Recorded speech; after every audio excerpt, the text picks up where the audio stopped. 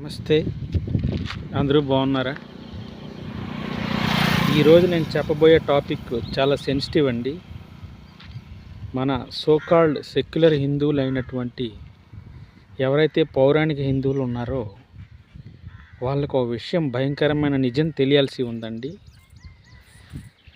తమ కూతుర్లని కొడుకులని ఎంతో గారాభంగా పెద్ద చదువులు చదివించి వాళ్ళ పేరు మీద లక్షలు కోట్లు ఆస్తులు సంపాదించి పెట్టి వాళ్ళకి ధర్మం కోసం కనీస అవగాహన లేకుండా సెక్యులర్ భావాలను వాళ్ళలో నింపి అన్ని మతాలు సమానమే అని చెప్పి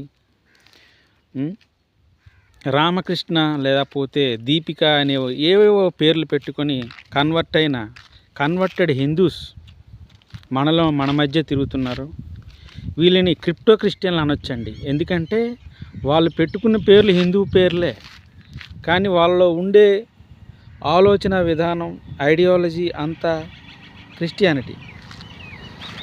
దీనివల్ల వచ్చే సమస్య ఏంటని నన్ను అడిగితే, వాళ్ళు వెళ్ళే కోవిళ్ళు, మందిరాలు, పూజారాధన, చర్చిలు, కానీ వాళ్ళు పెట్టుకునే పేర్లు మన పేర్లు.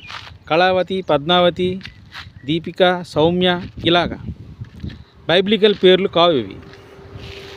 బైబిలికల్ పేర్లు పెట్టుకోకుండా ఈ క్రిప్టో క్రిస్టియన్లు అనేటువంటి కన్వర్టెడ్ హిందూస్ వీళ్ళు ఏం చేస్తారంటే, పౌరాణిక ఫ్యామిలీలో ఉన్నటువంటి హిందువుల ఫ్యామిలీలో ఉన్న అమాయకుల్ని, అమ్మాయిల్ని, అబ్బాయిల్ని టార్గెట్ చేసి వాళ్ళకి ఈ విషయం చెప్పరు. మేము చర్చికి వెళ్తున్నాం, మా దేవుడు యేసు అని చెప్పకుండా వాళ్ళని పెళ్లి చేసుకొని తర్వాత మెల్లమెల్లగా వీళ్ళని మతం మార్చి టార్చర్ చేసైనా మనసు మార్చే పద్ధతి ఈ క్రిప్టో క్రిస్టియన్లు కొన్ని వేల ఫ్యామిలీలు అండి సఫర్ అవుతున్నారు. ఆంధ్రాలోన అక్రాస్ ఇండియన్ సబ్ కాంటినెంట్లో ఇది చాలా పాములా పాకుతున్న విషం లాంటి ఆలోచన ధోరణి అండి. దీన్ని ప్రతి ఒక్క హిందువు స్పందించాలి దీని మీద.